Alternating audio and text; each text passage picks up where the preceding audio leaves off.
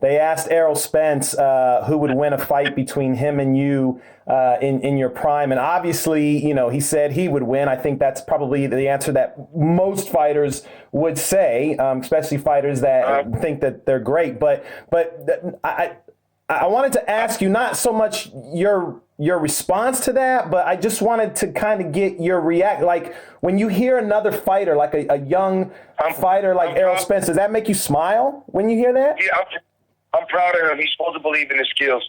He's supposed to believe in his talent. I want all these fighters to believe that if they was facing against Floyd Mayweather, they would win. I'm proud of him, and I want him to continue to believe in his skills and believe in his talent. Mm-hmm. I can't say anything about no fighter. All I got to say about me is when it was my time, when I was fighting, every time I went out there, I worked extremely hard and dedicated myself to my craft. So I want every fighter to continue to believe in themselves. Any fighter that they ask that question to, even if they did or they didn't believe it, I want them to say they would win. That's a part of being a fighter. Mm-hmm. But like I was saying before, I think that also speaks to your greatness, because when a young fighter is asked, how would you do against Floyd? I mean, I'm sure when you were a young fighter, you got questions. Oh, how would you do against Sugar Ray Leonard? Or how would you do against, Sugar Ray Robinson and stuff like that? I mean, there's only a handful of fighters that get named in those type of sentences. And you're one of them. I mean, you're the current one right now. When people talk to current active fighters right now, the barometer is always set at Floyd Mayweather. Well, I was disciplined all around the board as a fighter. Mm-hmm. When I say discipline, I wasn't just disciplined in the ring or in training camp. Just period. No drugs, no smoking, no drinking. I lived a clean life, and I worked extremely hard just to be the best.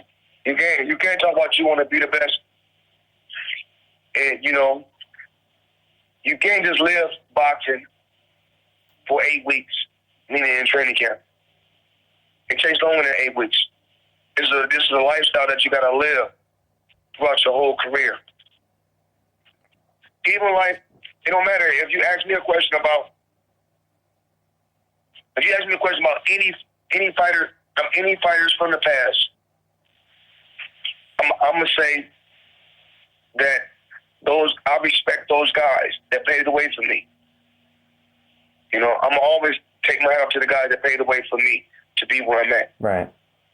Because like I said before, I didn't start boxing, but you best believe I mastered it. Oof.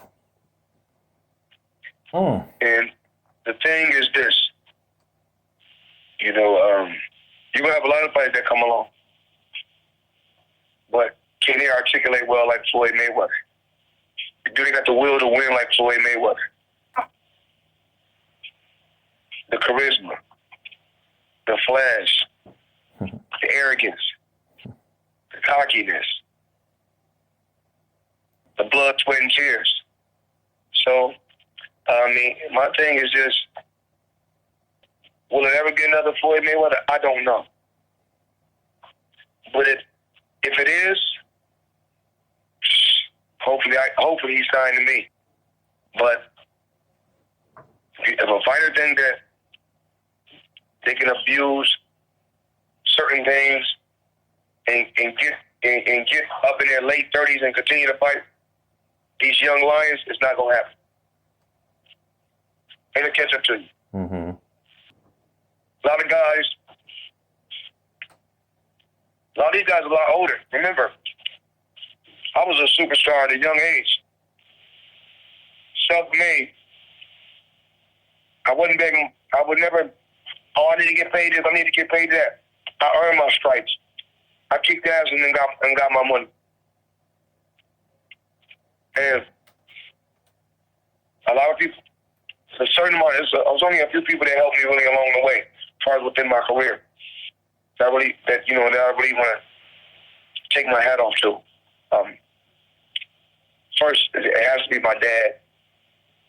It has to be my Uncle Roger. Mm-hmm. Has to be Leonard Ellaby because he's ride or die. Al Heyman. So really,